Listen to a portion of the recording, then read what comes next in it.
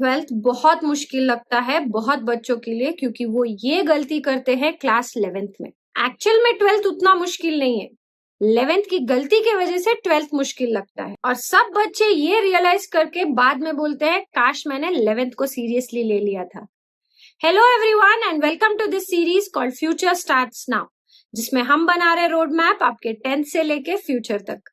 इस वीडियो में हम देखेंगे वो ऐसे 7 मिस्टेक्स जो 11th में बच्चे करते हैं, जिनकी वजह से उनका 12th बहुत मुश्किल हो जाता है। ये मिस्टेक्स को बिल्कुल मत कीजिए, ध्यान रहिए ताकि आपका 12th बहुत इजी हो जाए।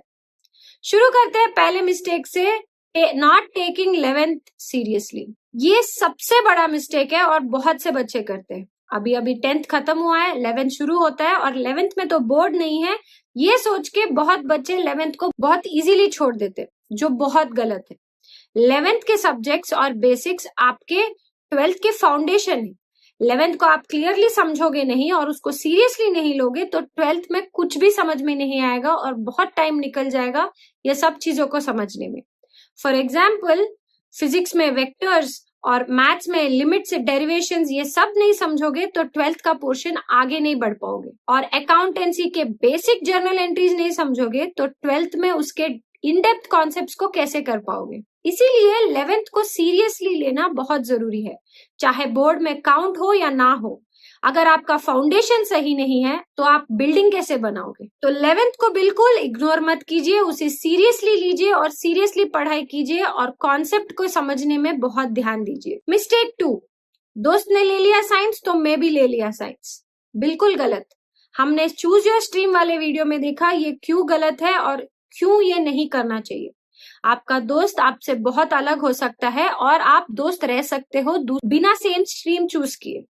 आपका एबिलिटी आपके दोस्त से बहुत अलग हो सकता है, तो स्ट्रीम जो आपने दोस्त ने लिया वही लेना जरूरी नहीं है। आपको जो बनना है, आपकी एबिलिटी क्या है और स्ट्रेंथ क्या है, उस हिसाब से स्ट्रीम लेना बहुत जरूरी है। थर्ड, कॉन्सेप्ट को इग्नोर करके मेमोराइज करना। ये शायद 10th तक काम कर सकता है पर अभी नहीं। 11th 12th कॉन्सेप्चुअली बहुत हैवी होते हैं, तो 11th 12th में कॉन्सेप्ट समझना बहुत जरूरी है। रट्टा मार के यहाँ कुछ भी किसी को कुछ नहीं मिलने वाला है। फिजिक्स, अकाउंटेंसी, इकोनॉमिक्स और मैथ्स में कॉन्सेप्ट क्लैरिटी के बिना आप अलग अलग क्वेश्चंस नहीं कर पाओगे और मेमोराइजिंग यहाँ पे बिल्कुल काम नहीं आएगा। अगर आप कॉन्सेप्ट को बिना समझ के मेमोराइज करोगे तो आप ज्यादा देर याद नहीं रख पाओगे और उसे अप्लाई भी नहीं कर पाओगे। Mistake 4, poor time management. पता है कि बहुत स्कूल में सिलेबस है, कोचिंग पे भी जाना पड़ता है, वहां पे भी टाइम हो जाता है, करेक्ट।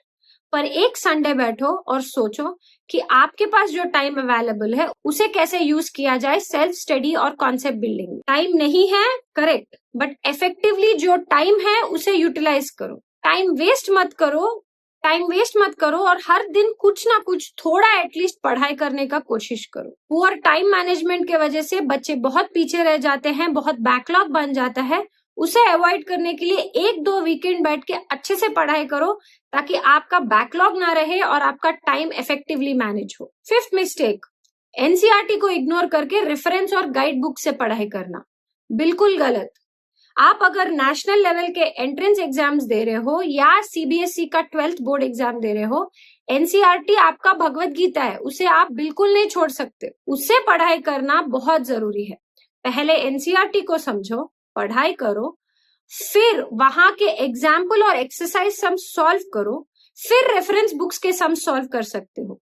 एनसीईआरटी के बिना बाकी बुक से पढ़ाई किया तो आप शायद बहुत सारे टॉपिक्स या कॉन्सेप्ट्स मिस कर जाओगे जो आपके बोर्ड एग्जाम में एक्चुअल में आ सकते हैं। 6, नॉट प्रैक्टिसिंग इनफ। यार बिना क्वेश्चंस के सम सॉल्व करे सिर्फ ऐसे ही पढ़ने पे कुछ नहीं समझ में आएगा। बैठ के पेन पेपर उठा के आपको सम सॉल्व करना पड़ेगा। ओनली रीडिंग बिल्कुल नहीं चलेगा। ये इंग्लिश थोड़ी है कि सिर्फ पढ़ाई करोगे और याद रहेगा। It is serious concepts. Accountancy के प्रॉब्लम्स, फिजिक्स के प्रॉब्लम्स, फिजिकल केमिस्ट्री के प्रॉब्लम्स और बाकी चीजों के फ्लो चार्ट्स वगैरह नहीं बनाओगे तो आपको समझ में नहीं आएगा। बहुत ज्यादा कॉन्सेप्ट्स है, बहुत लार्ज कंटेंट है, तो उसे समझने के लिए लिखना बहुत जरूरी है। प्रैक्टिस करो ज्यादा से ज्यादा और तभी आप अच्छे मार्क्स लेके आ सकते हैं। लास्ट मिस्टेक, मानते हैं बहुत मुश्किल है, हम भी 11th 12th में थे, बहुत मुश्किल है, सच में डिफिकल्ट है और स्ट्रेस भी है। पर खाना ना खाना, टाइम से ना सोना, ये सब गलत है। जितना भी पढ़ाई करना है, खाना तो खाना पड़ेगा, सोना तो पड़ेगा ही। अगर आप ठीक से नहीं सोओगे तो आप अगले दिन आपका माइंड फ्रेश नहीं होगा काम करने के लिए, और खाना नहीं खाओगे तो फ्यूल नहीं होगा पढ़ाई करने के लिए। तो आपको इफेक्टिवली पढ़ाई करने के लिए खाना खाना और सोना उतना ही इंपॉर्टेंट है। इतना भी कम मत पढ़ो कि यही करते रहो, और उतना भी ज्यादा नहीं कि यही ना करो। पढ़ाई करो पर खाना भी खाओ और सो भी। ये मत सोचो कि अगर टाइम वेस्ट हो जाएगा खाना खाने में, नहीं, अच्छे से टाइम लो और खाना खाओ। Treat eating food and sleep as a way of relaxation. आपका हेल्थ सही रहेगा तो ही आप 11th 12th में अच्छा पढ़ाई कर पाओगे। तो हेल्थ को इग्नोर बिल्कुल मत करो, स्ट्रेस मत लो, आराम से हो जाएगा। अल्टीमेटली ये आपके लाइफ का फ्यूचर के लिए प्रिपेयर करना है। जब आपका जिंदगी जॉब, एडल्टिंग, घर मैनेज करना सब में रिवॉल्व करेगा तो पूरा जिंदगी 11th 12th ही लगेगा।